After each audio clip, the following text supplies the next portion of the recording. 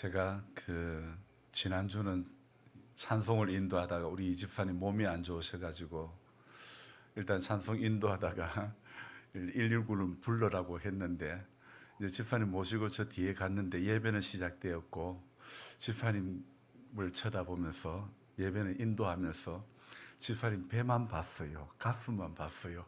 숨을 쉬는가 안 쉬는가 계속 그것만 보여지게 되더라고요.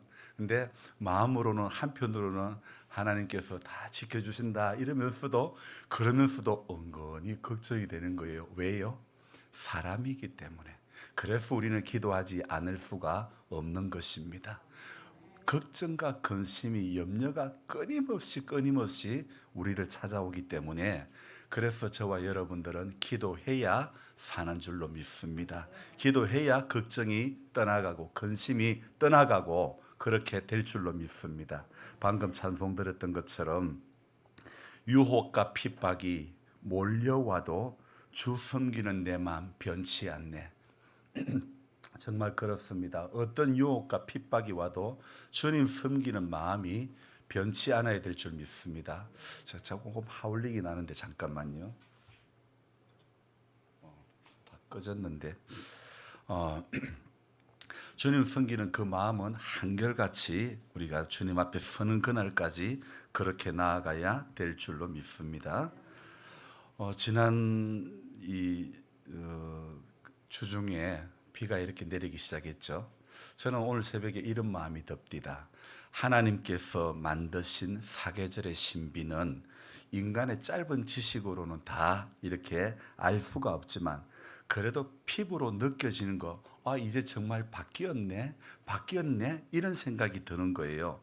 그래서 저는 또 이런 생각이 또 드는 거는 뭐냐면 계절이 바뀌는 과정에 어김없이 찾아오는 것이 있습니다. 무엇일까요? 어떻게 이렇게 잘하실까? 그래요. 계절이 바뀌는 그 시기에는 어김없이 비가 오는 거예요. 그래서 제가 새벽에도 말씀을 드렸지만은 이 비 오고 나면 날이 추워질 거다. 그런 말씀을 꼭 제가 여러 번 들었는데요.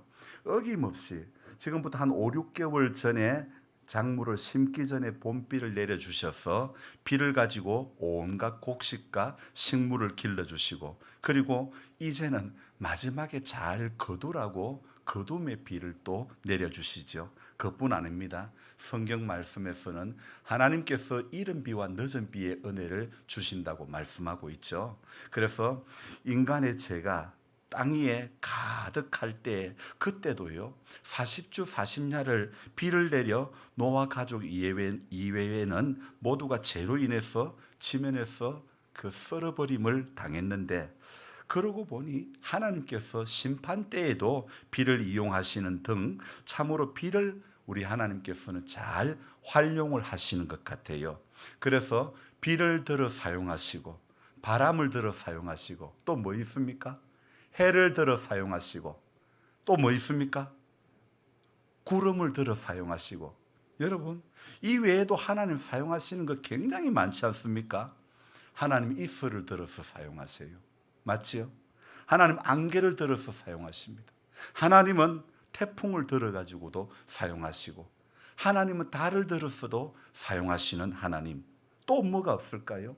때로는 홍수를 들었어도 가뭄을 들었어도 하나님께서 사용하시는 것 이 외에도 또 있는데 제가 정말 말씀드리고 싶은 것은 눈을 뜨고 들으시기 바랍니다. 눈을 들어 하늘 보라. 예배당에 오시면 눈이 감기면 안 됩니다. 눈을 뜨시고 자, 제일 중요한 것은 하나님이 무엇을 들어 사용하실까? 사람을 들어 사용하신다. 저와 여러분들을 들어서 사용하시는 하나님이신 줄로 믿습니다.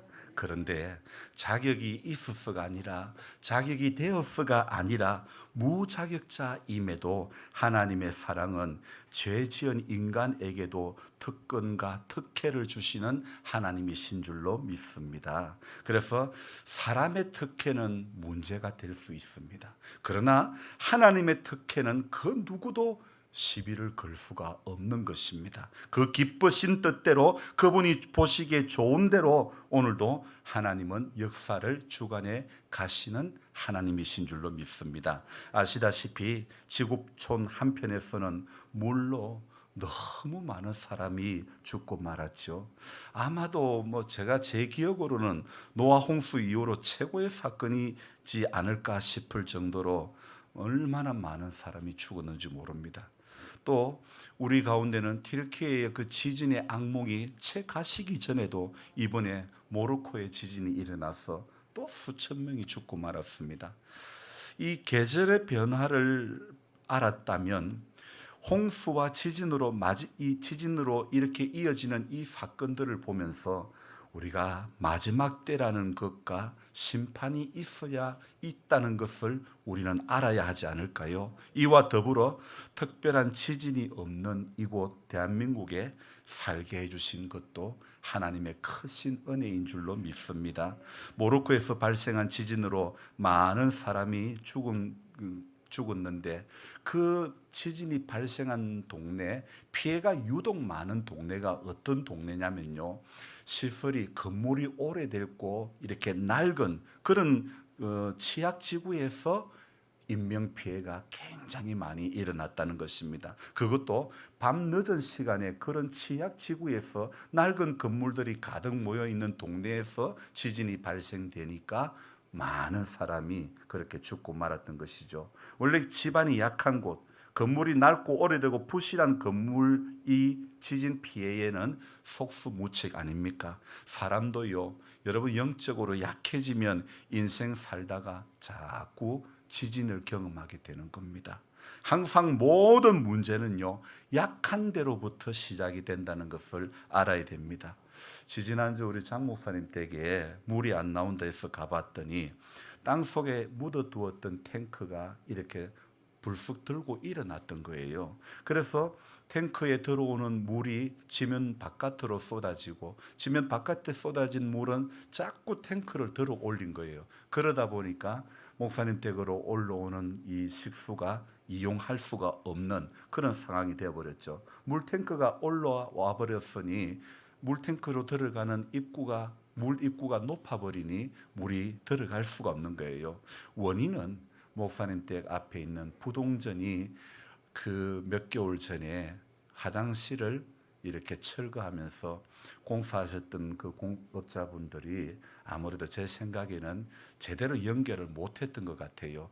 겨울이래 가지고 날이 추워서 터졌다면 이해를 하지만은 날이 춥지도 않는데 물이 샌다는 것은 제대로 연결이 안 되었기 때문이죠. 그래서 그 파이프가 제대로 체결이 안 되니 물이 계속 펌프가 계속 돌고 물이 계속 올라와 버리니까 물탱크가 비게 된 거죠. 그래서 수도 배관도 그래요. 가장 약한 곳으로 터지기 마련입니다. 우리 몸의 혈관도요, 가장 약한 곳이 터지기 마련 아닙니까? 제가 작년 연말 이후로 눈에 이렇게 핏줄이 혈관이 터진 적이 한 너댓 번 되는데요.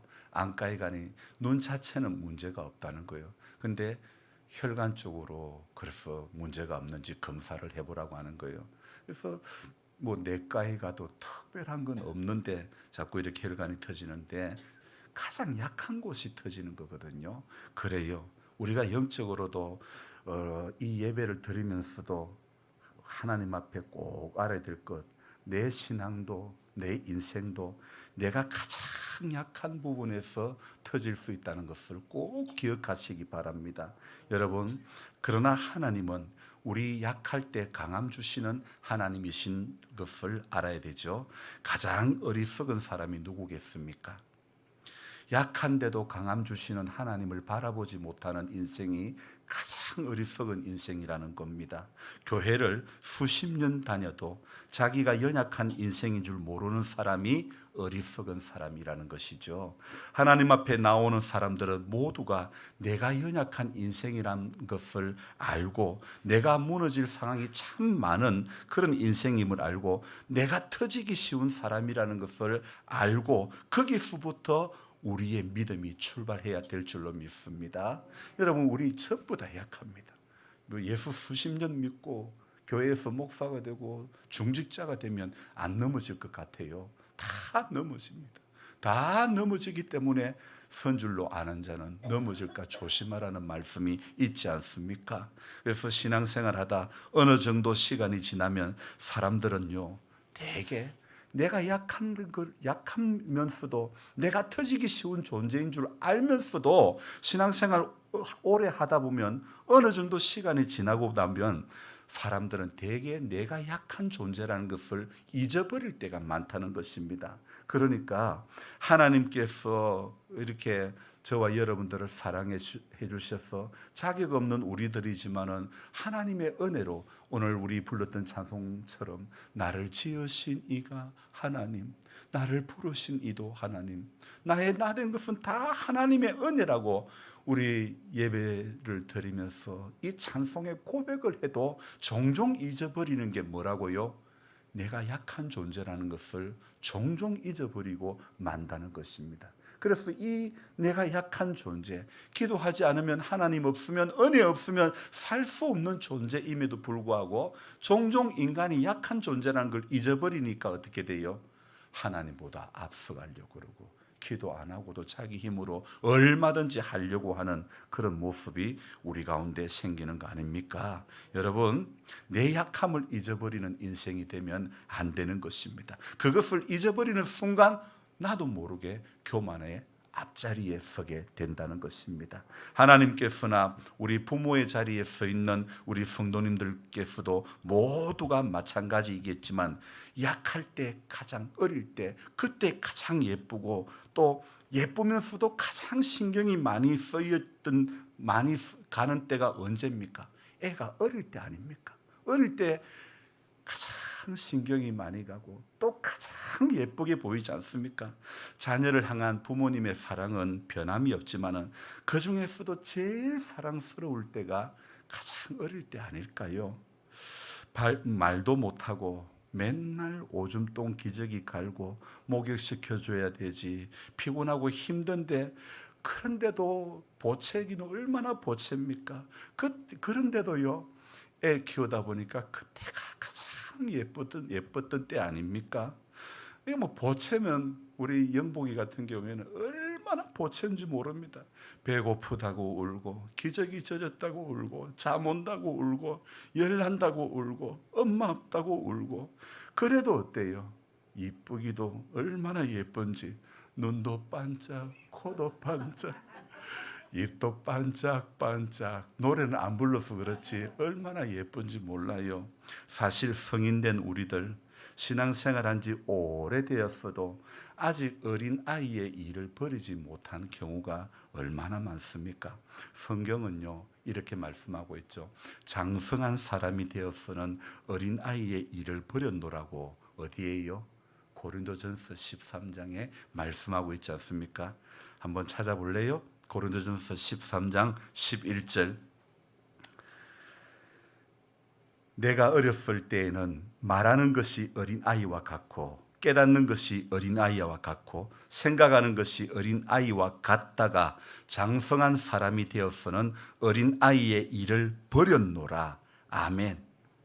자, 한 번 더 읽어볼까요? 찾았으면 내가 어렸을 때에는 말하는 것이 어린아이와 같고 깨닫는 것이 어린아이와 같고 생각하는 것이 어린아이와 같다가 장성한 사람이 되어서는 어린아이의 일을 버렸노라. 아멘. 자, 고린도전서 13장 11절에 사람이 어렸을 때의 특징이 나오고 있는데 또 장성한 사람이 어떠해야 되는 것을 말씀을 해주고 있죠. 어렸을 때의 특징은 무엇입니까? 말하는 것이, 깨닫는 것이, 생각하는 것이 어떻다고요? 모두 어린아이 같다는 것. 우리의 생각으로, 우리의 삶으로 어린아이의 수준으로 계속 머물러 있으면 안 되는 것입니다. 장성한 사람이 되어 어린아이의 일을 버려야 되는 것입니다. 특히 영적으로 어린아이의 일을 버리시기를 바랍니다. 벗어나기를 바랍니다. 매미가 성충이 되기 위해서는요, 매미가 매미 되기 위해서는 굼벵이의 껍데기를 벗어야 매미가 되는 거 아닙니까? 굼벵이의 껍데기를 계속 입고 있는 한 여름을 자랑하는 매미 소리를 결코 낼 수가 없는 거 아닙니까? 하늘을 나는 매미가 될 수가 없는 것 아닙니까? 여러분, 그래서 우리는 오늘도 장성한 사람이 되기를 기도하며 하나님 앞에 나아가야 될 줄로 믿습니다. 오늘 이 주일 말씀은요, 사실 9월 13일 날 수요일 날 말씀, 이 이사야 44장 1절부터 8절 말씀을 가지고 새벽에 나누었는데요. 저는 오늘 이 9절부터 사실 20절까지를 봐야 되는데 시간 관계상 11절까지만 이렇게 봉독하셨는데요. 보기는 본문은 20절까지 다 봐야 되는데 우선 44장에 제가 수요일 날 새벽에 말씀을 전했던 것을 잠시 다시 한 번 더 복습하는 의미로 말씀을 전해드리려고 합니다. 자, 사방으로 흩어지고 망해버린 이스라엘 백성들, 이들에게 가장 큰 아픔과 걱정거리는 더 이상 하나님께서 우리를 사랑하지 않는가 보다, 이런 마음들이 있는 거예요. 이런 생각들이 있는 거예요. 하지만 하나님은 그런 배반한 이스라엘을 향해서 뭐라고 말합니까? 너들이 내 것인데 어찌 있겠느냐? 너희는 내 것인데 어찌 있겠느냐? 이런 말씀을 하시죠. 너를 만들고 너를 모태에서부터 지어낸 너를 도와줄 여호와가 이같이 말하노라. 나의 종 야곱. 1절입니다. 내가 택한 이스라엘아 이제 들으라. 2절 읽습니다. 너를 만들고 너를 모태에서 지어낸 너를 도와줄 여호와가 이같이 말하노라. 나의 종 야곱, 내가 택한 여수르나 두려워하지 말라. 하나님은 오늘 2절에서 자기를 소개할 때 어떻게 소개한다고요? 너를 만들고 너를 모태에서부터 지어낸 너를 도와줄 자. 하나님은요, 우리를 만드신 분이시고 하나님은 모태에서 지어낸 너를 도와줄 자라고, 모태에서 지어낸 우리를 도와주실 분이라고 자기를 소개하고 있지 않습니까? 3절에서는 하나님은 자기를 어떻게 소개하고 있죠? 같이 읽습니다. 나는 목마른 자에게 물을 주며 마른 땅에 시내가 흐르게 하며 나의 영을 내 자손에게 나의 복을 내 후손에게 부어주리니. 아멘. 하나님께서는요, 이사야 40장부터 43장까지 계속 위로하시는 하나님을 말씀하고 계시죠. 그리고 오늘 44장부터는 나 외에는 다른 신이 없음을, 주 예수보다도 귀한 것은 없는 그런 인생이 되기를 하나님 말씀하고 계시지 않습니까? 그래서 하나님 자신의 역할, 하나님의 기능은요, 하나님으로서, 위로와 소망의 하나님으로서의 기능을, 자신의 그 역할을 하나님은 오늘 44장 서두에 설명을 하고 계시는 겁니다. 그 하나님은 오늘 6절에 뭐라고 말씀하십니까? 같이 읽습니다. 이스라엘의 왕인 여호와, 이스라엘의 구원자인 만군의 여호와가 이같이 말하노라. 나는 처음이요 나는 마지막이라. 나 외에는 다른 신이 없느니라. 자, 이 말씀은요, 반드시 내가 너희를 구원해내고 만다는 이런 의미의 하나님의 약속의 말씀 아닙니까? 마른 땅에, 하나님은 내 마른 땅에 시내를 흘려주시는 분인 줄로 믿습니다. 하나님 내 목마른 가운데 물을 내려주시는 하나님이신 줄로 믿습니다. 그뿐 아니죠. 4절의 말씀도요, 새벽에도 제가 말씀드리지만 너무 귀한 말씀이라서 다시 한 번 더 말씀을 드립니다. 같이 읽습니다. 그들이 풀 가운데서 솟아나기를 시냇가에 버들같이 할 것입니다. 여러분, 세상에 풀 가운데 어떤 작물을 심어놔도 자라나는 것이 쉽지 않습니다. 저는 절실히 경험했어요. 이 교회 언덕에도 고추 한 5포기 심어놨는데 몇 개월 지나고 보니까 고추는 온데간데 없어요. 오직 호박 하나만 남아가지고 있는 거예요. 왜요? 풀 가운데 있었기 때문에. 제가 풀을 관리를 안 해주다 보니까 심는 건 잘해요. 심는 건 잘하는데 풀 관리는 젬병이에요.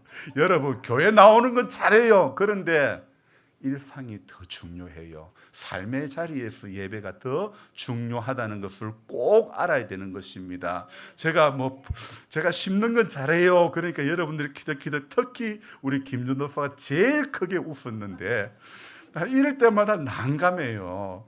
조금 웃어도 이러면 조련만 지금도 제일 커요.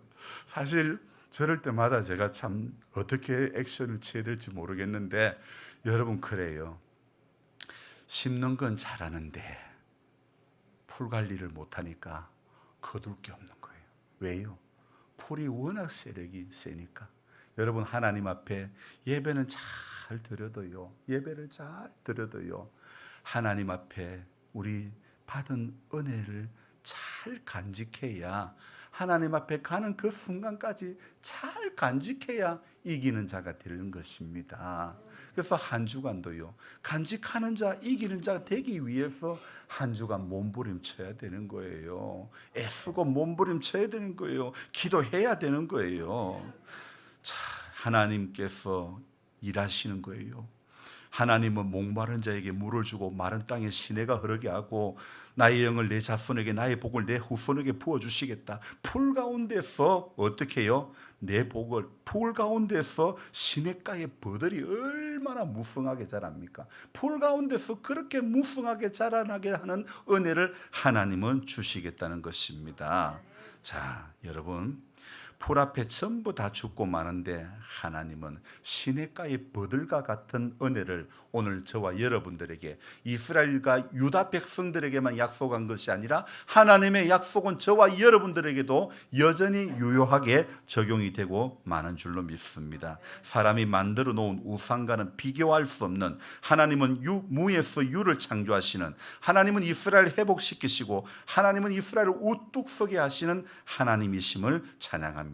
그 하나님을 향한, 그래서 저와 여러분들은, 제가 그날 새벽에, 수요일 새벽에 그 하나님을 향해서 우리가 신앙의 기본기만 충실하면 하나님께서요, 오늘 이사야 40장부터 시작되는 모든 위로의 메시지, 모든 소망의 메시지가 다 누구 것이라고요? 우리 것이라고 약속해 주고 있는 것입니다. 그래서 신앙의 기본기를 탄탄하게 만들어 가야 되는데, 그 신앙의 기본기를 방해하는 것이 있습니다. 바로 그것이 오늘 9절부터 시작되는 말씀이라는 것이죠. 여러분, 하나님만 사랑하고 하나님만을 향해야 하는 우리의 신앙이 하나님 아닌 다른 것에 마음이 흘러갈 때, 그럴 때가 종종 생기지 않습니까? 아니, 이것은 깊이 들어가도, 그렇게 깊이 하나님 아닌 다른 것에 흘러가도, 깊이 마음 빼앗겨도 내가 느낄 수 있다, 못 느낀다?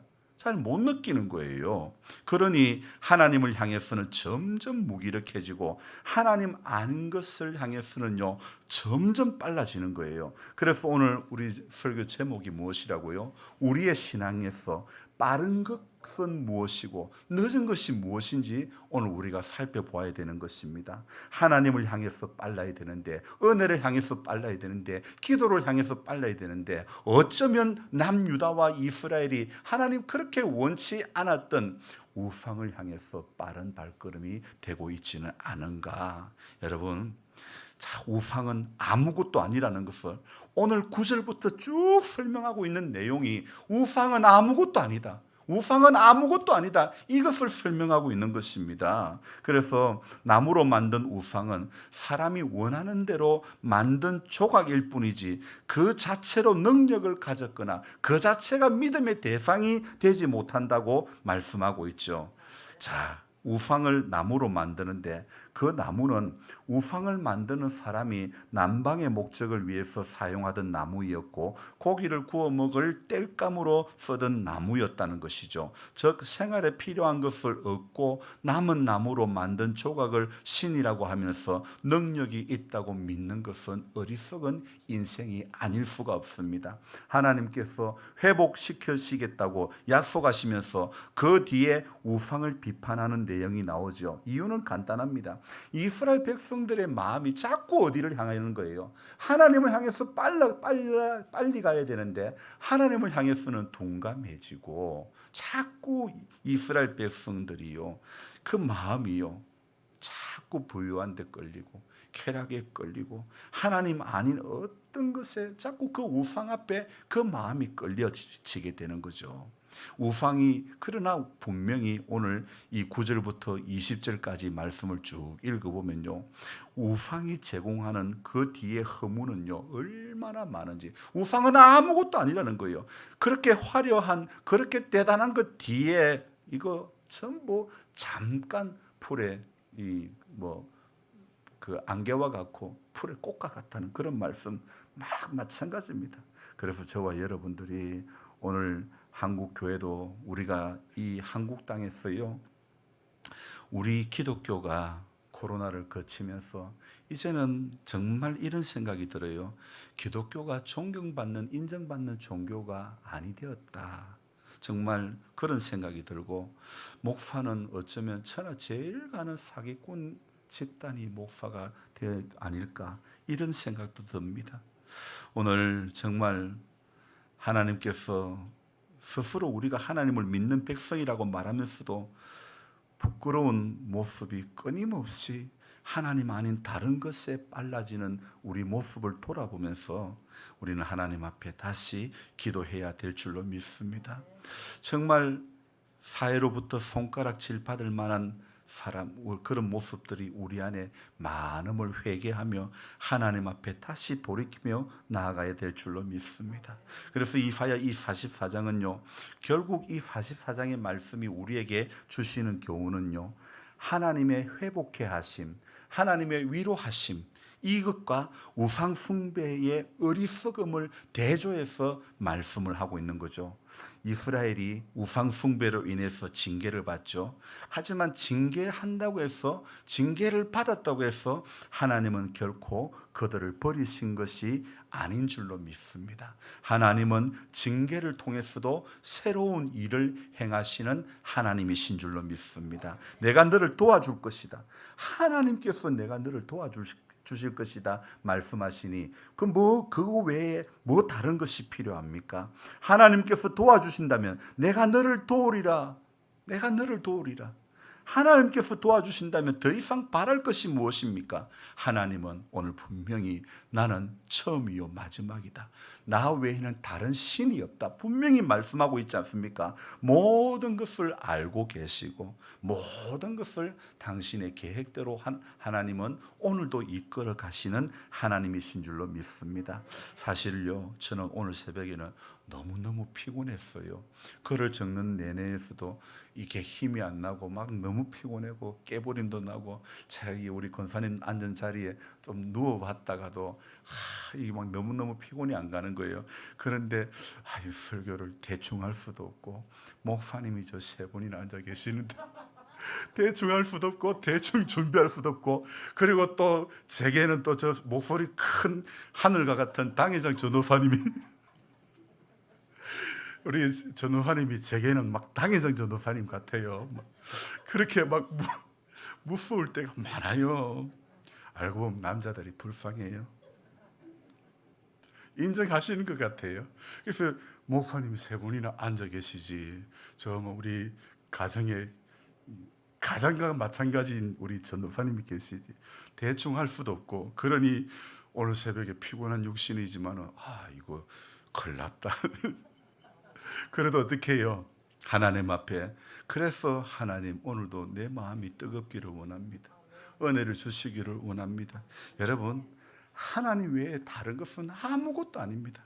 그래서 하나님, 저 약함을 아시는 주님, 우리 인생에 아무리 신앙의 연수가 오래가도 우리가 꼭 기억해야 될 것은, 저는 부족하고 저는 준비가 잘 안 됐어도 하나님 앞에 내 연약함을 고백하면 하나님은 내 연약함을 붙들어 주시고 내 입술을 주관해 주시고 내 모든 것을 주관해 주셔서 약한 것이 오히려 더 강함되게 하시는 은혜를 우리 가운데 주시는 줄로 믿습니다.